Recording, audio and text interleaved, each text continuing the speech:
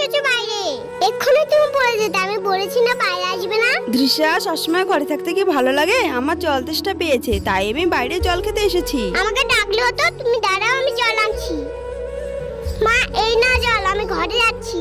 কাপড় গুছিয়ে রাখতে হবে। তুমি বাইরে দাঁড়িয়ে থাকবে না, ঘরে যাও।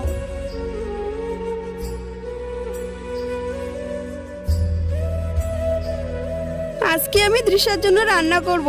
মেয়েটা প্রত্যেকদিন আমার জন্য রান্না করে। আমি তো মা, আমার খুব কষ্ট হয়। মা, তুমি ভুলে গেছো? তুমি চোখে দেখতে পাও না? আমি জানি তুমি রান্না করতে যাচ্ছ। যদি কোনো বিপদ হয়ে যায় তখন কি হবে? এই বয়সে তুমি বন্ধুদের সাথে খেলবে, পড়াশোনা করবে, তা নয় আমার জন্য কষ্ট করেছো। আমার খুব ইচ্ছে করে তোমাকে রান্না করে খাওয়াতে। মা, আমার কাউকে চাই না। তুমি আমার পাশে থেকো, তাহলেই হবে। আমি বড় হয়ে তোমাকে ডাক্তার দেখাবো, তোমার চোখ ঠিক হয়ে যাবে।